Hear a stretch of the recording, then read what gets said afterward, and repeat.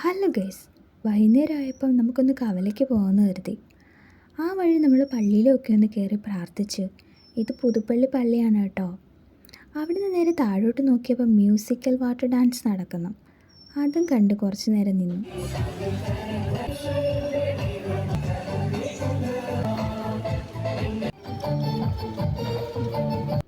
സൈഡിലായിട്ടൊരു ചിന്തിക്കട ഉണ്ടായിരുന്നു. അവിടുന്ന് കാശിക്കുട്ടന് 2 സ്പൈഡർമാനൊക്കെ വാങ്ങി. അവനും ഹാപ്പി, ഞങ്ങളും ഹാപ്പി.